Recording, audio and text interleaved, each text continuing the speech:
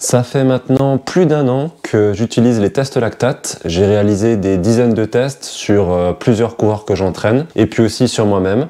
Donc, j'ai décidé aujourd'hui de vous en parler et de vous présenter mon bilan sur le lactate testing. Je vais vous présenter toutes ces données, vous montrer concrètement comment ça a guidé mon entraînement cette année, comment est-ce que ça va le guider pour 2024 et puis ce que j'en retire positivement et puis aussi les limites que j'ai pu trouver à cette méthodologie du lactate testing. Donc beaucoup de données, beaucoup de chiffres, beaucoup d'analyses dans cette vidéo. Donc je vous préviens par avance, la vidéo risque d'être assez dense, assez riche et donc sans doute un peu longue.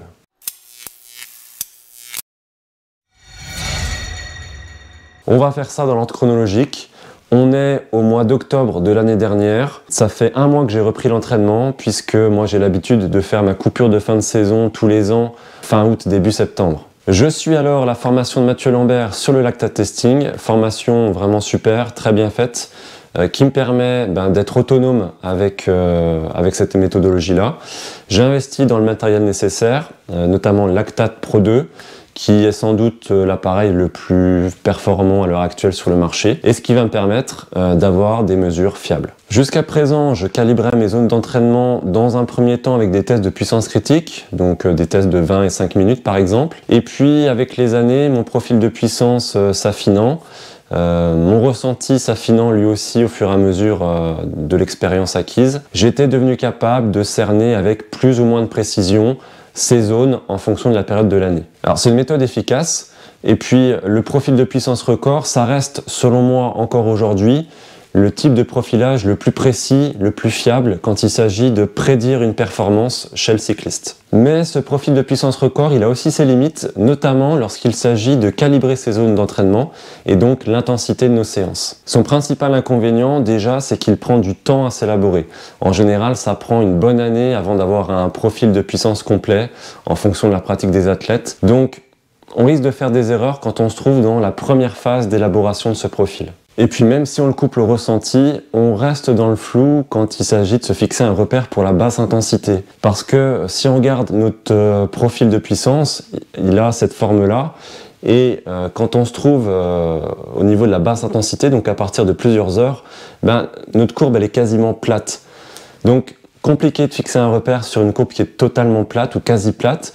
Parce que est-ce qu'il faut prendre 200 watts, 220 watts, 180 watts comme repère entre la zone 2 et la zone 3, c'est très compliqué et ça reste assez vague parce que on a des coureurs qui peuvent être aussi très endurants et donc avoir des temps de soutien en zone 3 extrêmement élevés, et pour autant la zone 3 on sait que c'est plus de la basse intensité. Et puis si on prend les tests de puissance critique basés le plus souvent sur 2 tests, le 20 minutes et le 5 minutes ou le 12 minutes et le 3 minutes, ces calculs de zone, ils vont être encore une fois statistiques, estimatifs, et donc avec un peu de chance on peut tomber parfaitement juste, mais on peut aussi être 10 ou 20 watts à côté. Alors est-ce que s'entraîner 10 ou 20 watts au-dessus ou en dessous fait une différence? Je vais essayer d'y répondre un petit peu plus tard. L'avantage du test lactate, c'est qu'on va pouvoir établir un profil physiologique, donc en déterminant nos 2 seuils physiologiques, le premier seuil et le deuxième seuil, au-delà desquels la lactatémie va augmenter brusquement, et donc on va pouvoir en déduire des zones d'entraînement précises. Donc on obtient 3 zones délimitées par ces 2 seuils. La méthode du lactate testing, elle repose essentiellement sur un modèle à 3 zones. Maintenant, si on devait y superposer le modèle à 5 zones, les zones 1 et 2, elles correspondent à la zone en dessous du premier seuil. La zone 3, elle correspond à la zone 2, entre le premier et le deuxième seuil. On a aussi un petit morceau de la zone 4 en général. Et puis, quand on dépasse le premier seuil, ça correspond au deuxième morceau de la zone 4 et la zone 5. Donc, en théorie, le modèle à 5 zones, il n'a pas tellement de sens dans la méthode du lactate, puisqu'il n'y a pas de limite physiologique entre la zone 1 et la zone 2, et il n'y en a pas non plus entre la zone 4 et la zone 5. Mais vous allez voir que ça peut être intéressant de combiner les 2 modèles. Donc je vous disais, octobre 2022, le 22, je décide donc de faire mon premier test lactate. D'ailleurs, j'ai réalisé une vidéo sur ce test que vous pouvez retrouver sur la chaîne. Donc je fais un test pour déterminer mon premier seuil et mon deuxième seuil, qu'on appelle LT1, LT2, lactate threshold 1, lactate threshold 2. Comme c'est mon premier test, j'ai assez peu de repères. Donc je décide de faire des paliers de 6 minutes tous les 30 watts. Alors ce que je ne sais pas à ce moment-là, c'est que les paliers de 6 minutes, c'est un petit peu court pour avoir des mesures 100% fiables. Ça a tendance à surestimer un petit peu les valeurs, mais bon, pour un premier test, pour pas non plus qu'il dure 2 heures, comme j'ai beaucoup de paliers à faire et que j'ai peu de repères, c'est suffisant. On affinera le premier seuil et le deuxième seuil par la suite avec d'autres tests spécifiques, premier seuil, deuxième seuil. Verdict, LT1 250 watts et LT2 290 watts. Pour rappel, je suis capable de rouler à 300 watts pendant plus d'une heure. Je l'ai déjà fait, je vous l'ai déjà montré.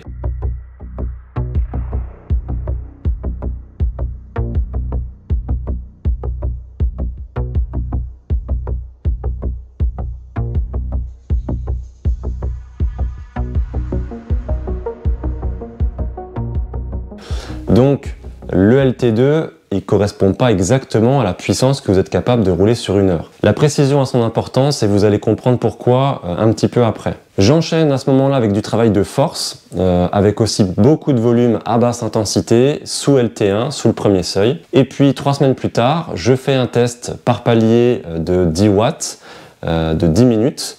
Donc on est beaucoup plus précis, ça va me permettre de cibler plus précisément mon premier seuil, juste avant d'attaquer un bloc spécifique premier seuil. Verdict, LT1 240 watts.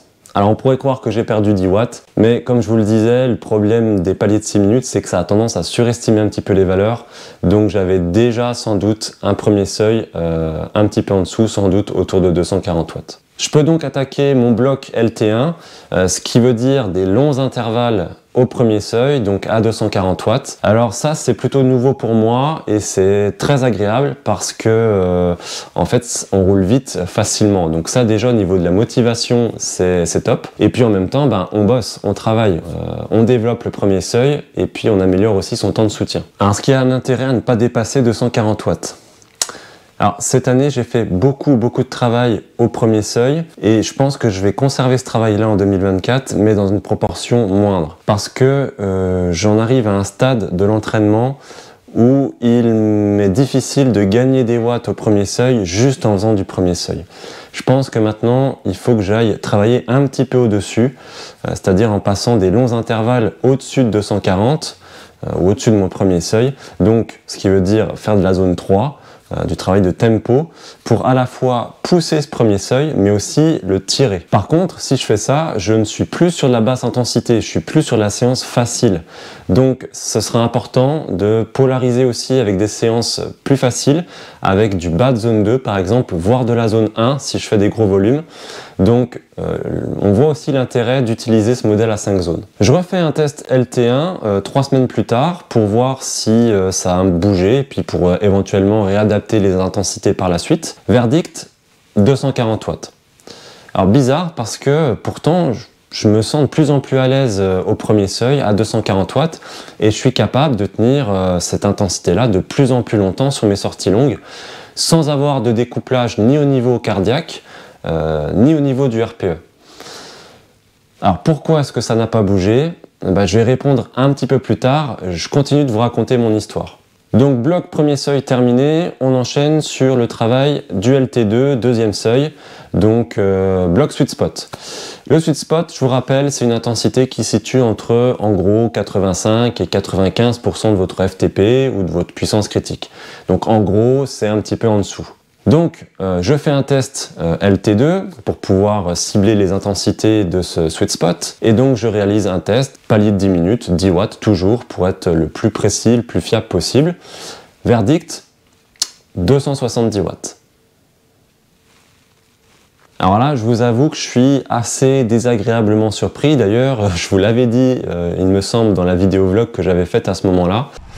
Et par contre, le deuxième seuil, c'était cata parce que je l'ai mesuré à 270. Voilà pourquoi je fais mon sweet spot aujourd'hui à 270. Mais bon, 270 watts, je me dis j'ai sans doute perdu un petit peu de watts dû au palier de 6 minutes du premier test qui était à 290, qui m'a sans doute surestimé un peu. Et puis je me dis j'ai peut-être perdu aussi quelques watts depuis parce que j'ai quasiment pas fait de haute intensité, j'ai quasiment pas fait de travail autour de ce deuxième seuil. J'ai quasiment fait que de l'endurance, un peu de travail de force. Donc voilà, je me dis, ça reste cohérent et voilà, je m'inquiète pas, je pense que je vais gagner des watts par la suite. Sur les conseils de Mathieu Lambert, expert du lactate testing, j'effectue mon travail de sweet spot sur mon deuxième seuil, sur ce LT2, donc à 270 watts. Et à ce moment-là, je prends déjà conscience d'une différence méthodo entre le lactate testing et le profil de puissance record que j'utilisais jusque-là. Là où je me serais probablement entraîné entre 90 et 95% de ma puissance record sur une heure, soit entre 280 et 290 watts pour faire ce sweet spot, et ben là je pars clairement de plus bas parce que mon deuxième seuil, il est clairement en dessous de ma FTP ou de ma puissance critique. Alors est-ce que ça aurait fait une différence ? Difficile à dire, mais bon, avec le recul, ce que je peux vous dire, c'est que s'entraîner 10 ou 15 watts plus bas sur l'ensemble d'un bloc, donc ça veut dire sur des dizaines d'heures cumulées d'entraînement, ça fait clairement une différence en termes de fatigue et donc d'assimilation de la charge. Test LT2 un mois plus tard et verdict 280 watts. Donc le bloc sweet spot a fonctionné, j'ai gagné 10 watts. Alors est-ce que je les ai gagnés ou regagnés, ça c'est une autre histoire. Mais à ce moment-là, je sors du bloc avec sans doute les meilleures sensations de ma vie. Je vous mens pas. Hein. Alors, c'est sans doute pas dû qu'à l'entraînement parce que j'ai nettement amélioré aussi cette année mon apport en glucides durant les séances et ça change clairement la donne. Je récupère beaucoup plus vite et puis j'enchaîne les séances avec des super sensations. J'enchaîne avec du travail de lactate shuttling, du travail au-dessus du deuxième seuil, avec toujours beaucoup de volume à basse intensité, des séances à LT1 et puis du travail aussi à VO2 max à l'approche des premières courses. Test complet 2 mois plus tard, donc LT1 et LT2, juste avant la reprise des courses. Test cette fois-ci de 10 minutes, avec des paliers de 10 minutes tous les 10 watts. Comme je connais plus précisément, même précisément mes deux seuils, ça me permet de faire un test avec moins de paliers, autour de LT1 et LT2. Et donc, ça nous fait un test qui est un petit peu plus court, d'une heure et quart, une heure et demie, et qui me permet de tester précisément mes deux seuils. Verdict, 250 watts LT1, 290 watts LT2. Je ne referai pas d'autres tests durant la saison, en tout cas la saison 2023, puisque je vais enchaîner pas mal les week-ends de course. Donc ça nous fait en gros sur 6 mois d'entraînement 10 watts de gagné à LT1 et puis 20 watts à LT2 si on compare que les tests avec palier de 10 minutes. Donc c'est plutôt une progression satisfaisante pour moi, même si je suis complètement honnête avec vous, rien ne nous dit que j'avais pas déjà ces watts-là au premier seuil, au deuxième seuil, avant de faire des tests lactate l'année passée quand j'étais encore au top de ma forme. Ça c'est possible et je ne le saurai jamais. Par contre, ce que je peux vous dire, c'est que je me sens quand même plus fort que l'année dernière. Je récupère mieux entre les efforts, j'ai gagné en résistance à la fatigue, en durabilité, j'ai gagné en temps de soutien au premier et au deuxième seuil. Donc voilà, c'est plutôt positif pour moi. Alors j'ai ce ressenti-là, mais j'ai aussi des chiffres sur mes séances, sur mes courses. Je vois les watts qui s'améliorent, notamment à partir de 3 ou 4 heures. Voilà en ce qui concerne mon année et mes tests personnels, ce qui va me permettre maintenant de vous faire mon bilan sur ce lactate testing et puis en utilisant à la fois mes données mais aussi celles des autres puisque j'ai entraîné aussi 5 coureurs en utilisant les tests lactate cette année 2023. Alors je vais commencer par vous faire le bilan des avantages du lactate testing. Premier avantage, on en a parlé en introduction, c'est de pouvoir fixer un repère précis sur la basse intensité, puisque le premier seuil délimite clairement la limite entre la zone 2, basse intensité, et la zone 3 d'un modèle à 5 zones. Alors est-ce que la précision a son importance? Est-ce que s'entraîner à 200 watts plutôt qu'à 210 ou à 190 va changer quelque chose? Au niveau physiologique, je manque encore de données et d'expérience avec les tests lactate pour vraiment pouvoir vous dire avec assurance, oui, ça change quelque chose. Est-ce que si on pouvait tracer la courbe de fatigue en fonction du temps, par exemple, on observerait les mêmes points d'inflexion qu'avec une courbe de lactatémie? Je sais pas. Quoique, il y a une étude de 2007 qui montre que chez des athlètes bien entraînés, le seuil 1 délimite l'intensité en dessous de laquelle la perturbation du système nerveux autonome est minimale. Or, la perturbation du système nerveux autonome engendre du stress. Donc si on s'entraîne au-dessus du premier seuil, on va déséquilibrer l'équilibre du système nerveux autonome et donc on va générer du stress la fatigue et donc on va mettre plus de temps à récupérer.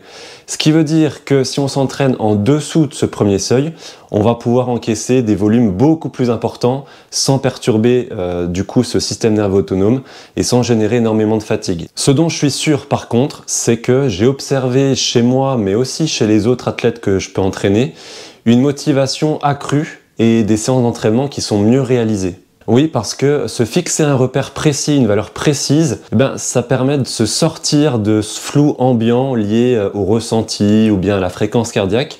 Et donc, c'est un levier vraiment très puissant sur la motivation. C'est un chiffre qui a du sens, on sait où on va, on sait où on est, et donc on s'applique.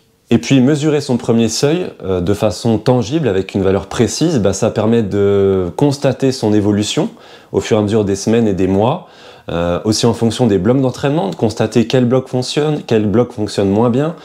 Donc c'est super intéressant et constater qu'on progresse au premier seuil, qu'on gagne en endurance, même à basse intensité, c'est le levier le plus important qui existe sur la motivation. Constater qu'on progresse, c'est un levier extrêmement puissant. Alors je voudrais faire quand même une petite parenthèse sur la fréquence cardiaque, parce que il y a quelques années, à une certaine époque, on disait la fréquence cardiaque c'est génial, ça permet de calibrer ses séances, de savoir où on se trouve en termes d'intensité.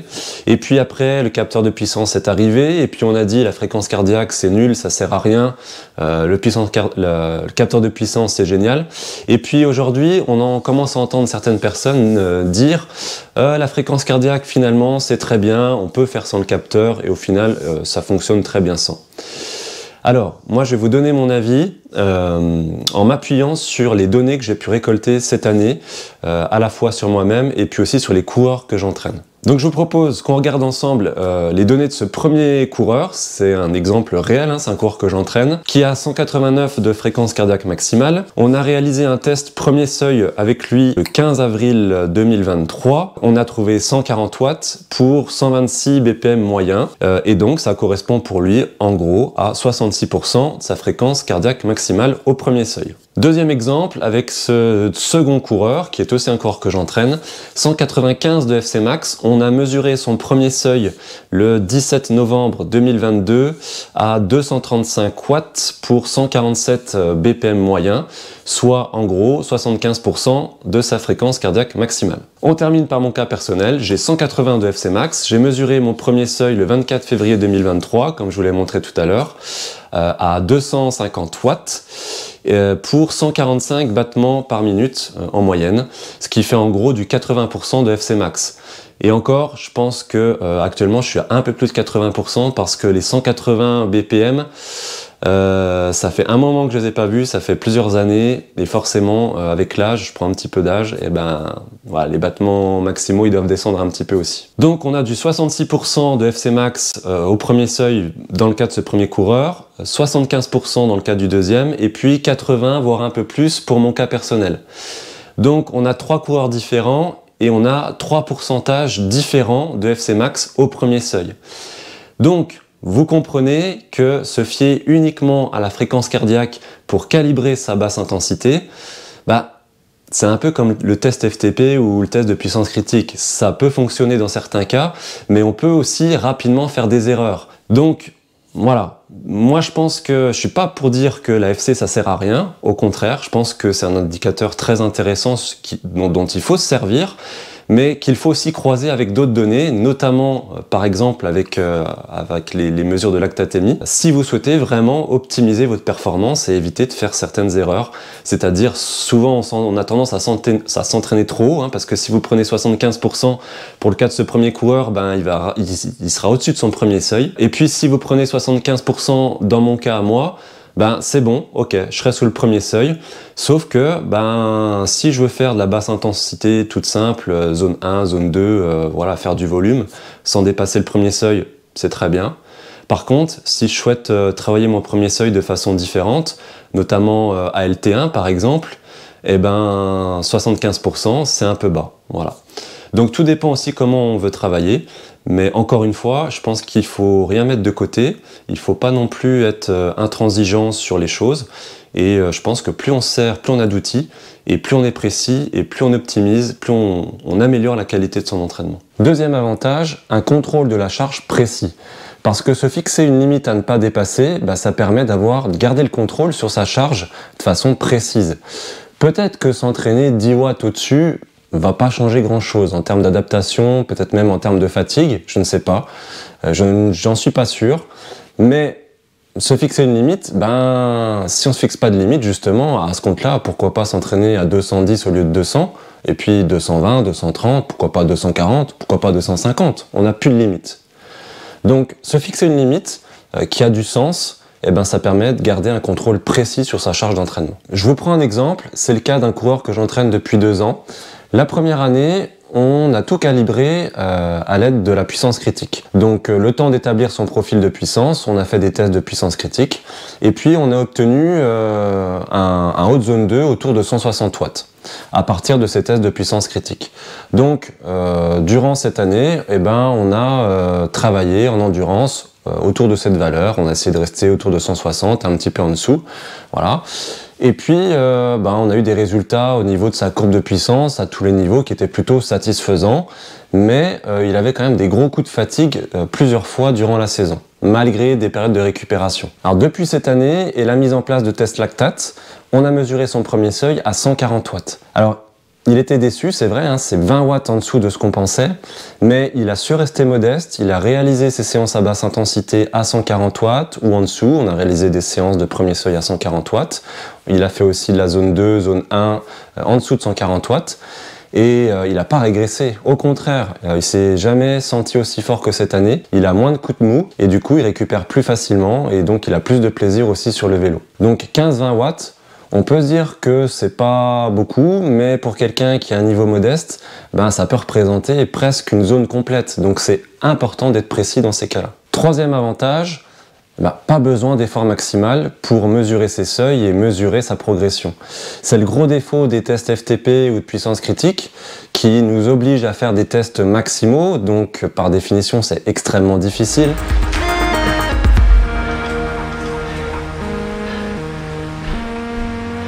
Ça génère de la fatigue physique, mais je dirais même surtout mentale, parce que ça demande un gros investissement psychologique, parce qu'on souhaite toujours faire mieux que le test précédent, on veut toujours être au top de notre forme sur ces tests-là. Quand c'est pas le cas, qu'on n'arrive pas à améliorer la valeur, en général on est frustré. Donc en plus, ça peut laisser des traces, si on répète ça trop souvent, sur le long terme. Les tests lactate, pas besoin d'effort maximal. Je dirais même que le test du premier seuil, il est super facile. Le palier le plus difficile, il sera en zone 3. Donc voilà, ça pose beaucoup moins de problématiques à réaliser.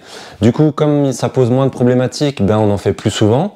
Comme on en fait plus souvent, on est capable de réévaluer notre condition plus régulièrement, de réévaluer aussi les séances d'intensité, l'intensité des séances. Et donc, on est capable aussi de voir ce qui fonctionne ou ce qui ne fonctionne pas.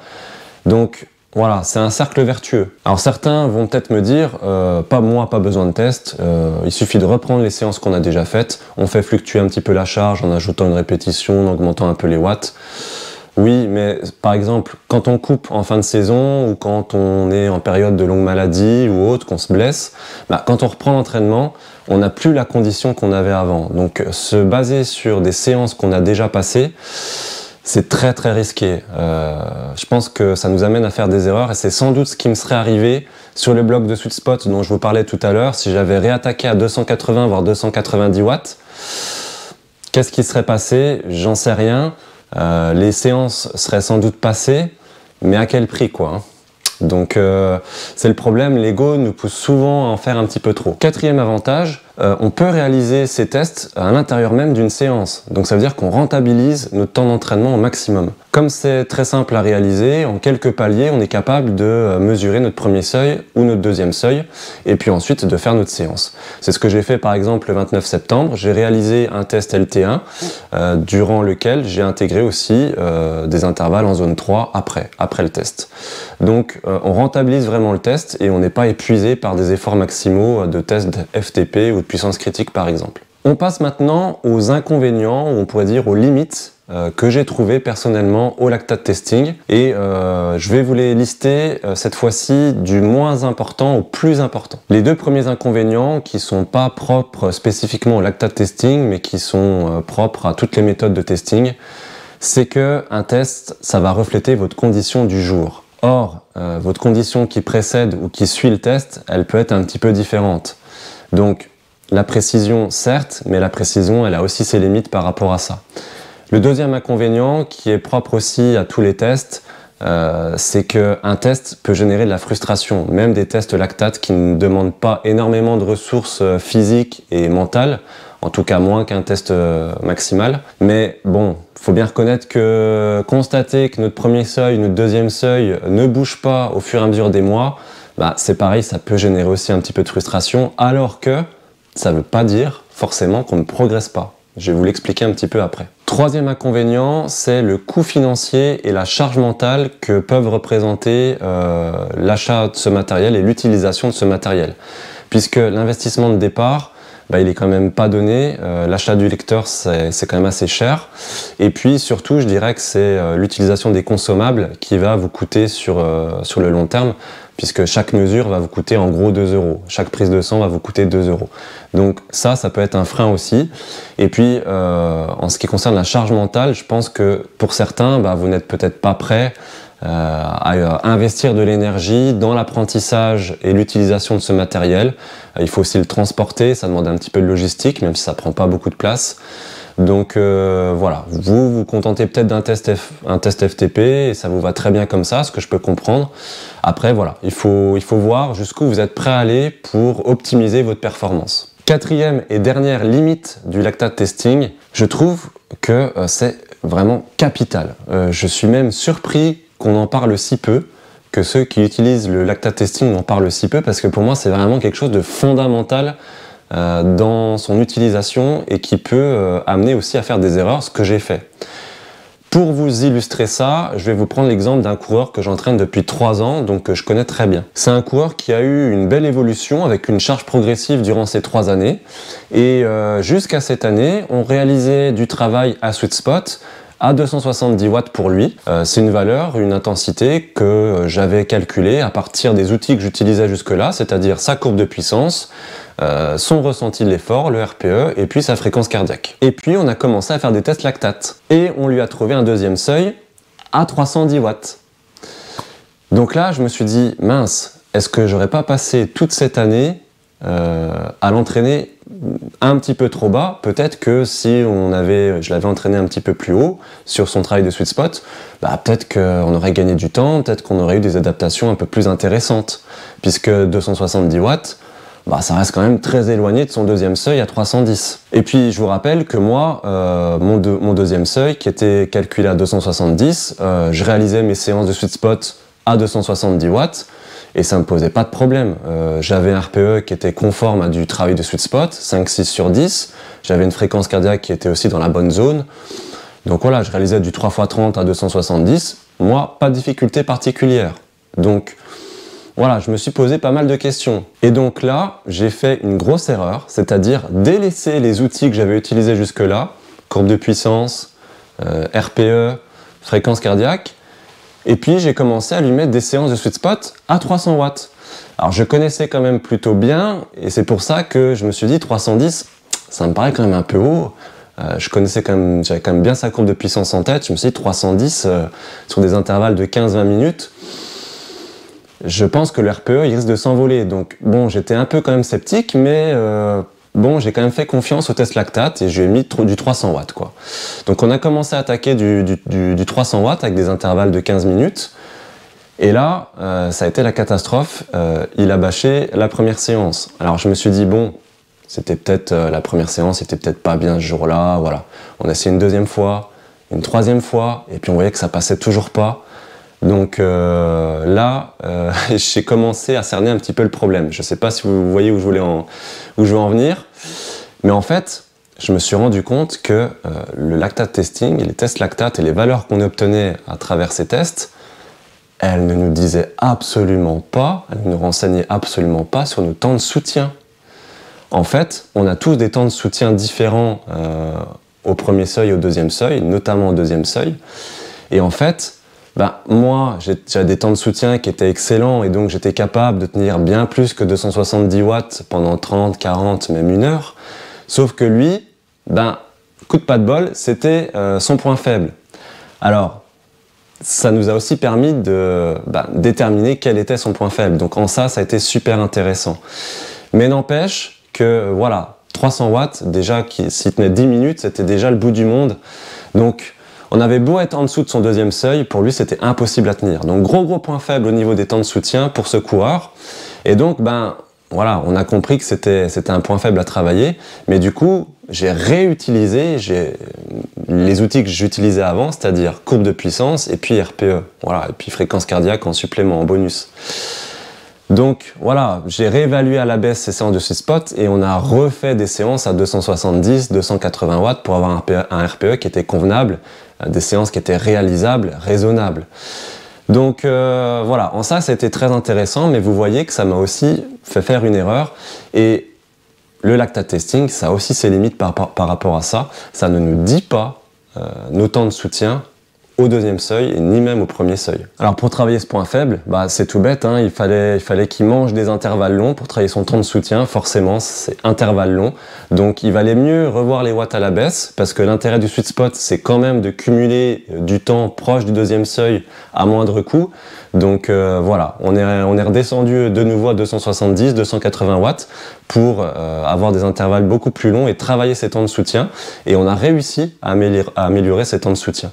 Alors, je vous dis pas qu'on a mis de côté le lactate testing, hein. On a gardé évidemment les tests lactate, il en fait toujours aujourd'hui. C'est super intéressant pour lui et pour moi. C'est motivant, ça nous a permis aussi de nous rendre compte de cette erreur-là, de son point faible.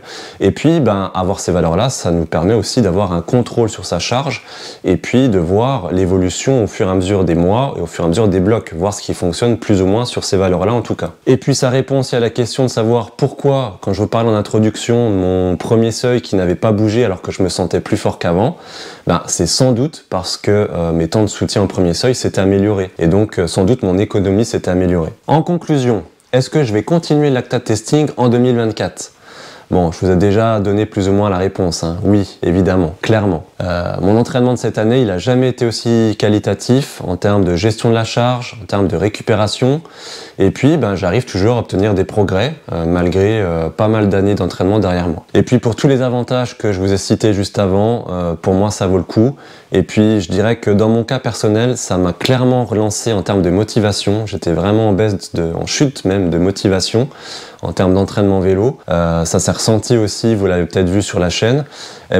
Le lactate testing, ça m'a clairement relancé, ça m'a remotivé parce que c'était la découverte d'un nouvel outil, de nouvelles méthodes d'entraînement. Et puis, voilà, c'est quelque chose qui me passionne. Apprendre de nouvelles choses sur le fonctionnement de son corps, pour moi, c'est quelque chose de passionnant. Je terminerai en vous disant que plus on a d'outils, c'est-à-dire courbe de puissance, RPE, fréquence cardiaque et test lactate, et plus on est capable d'optimiser sa performance. Meilleure sera la qualité de notre entraînement. Alors certains vont me dire, on s'en fiche, on n'est pas des pros. Oui, certes, on n'est pas des pros, je ne suis pas un pro, j'ai absolument pas le talent pour devenir un pro, mais je m'en fiche, moi je le fais par passion. Juste, avant de vous laisser, je voulais en profiter pour vous dire que cette année, on a sorti avec Mathieu Lambert 19 plans d'entraînement qui s'ajustent au volume hebdomadaire que vous choisissez, qui en plus suivent une charge progressive et qui vous indiquent aussi la nutrition à l'effort. Donc pour chaque séance, vous avez le grammage en glucides à prendre et ça, c'est quelque chose pour moi qui m'a changé la vie cette année, à la fois en termes de résultats, mais aussi en termes de plaisir sur le vélo, parce qu'avoir des bonnes sensations sur les séances, ça vous change clairement la vie. Donc si prendre un entraîneur, c'est une solution trop coûteuse pour vous, qui peut se comprendre, je pense que ces plans peuvent être vraiment une alternative intéressante pour vous. Voilà, donc je vous invite à aller regarder un petit coup. Ils sont disponibles sur le site internet leswatts.fr, vous avez le lien en description de la vidéo. Voilà, sur ce, j'espère avoir été assez exhaustif. Je pense que c'est l'une des vidéos les plus riches, les plus denses que j'ai pu faire. Donc j'espère qu'elle vous plaira. Et d'ici la prochaine, comme d'habitude, je vous souhaite de lâcher les watts. Ciao.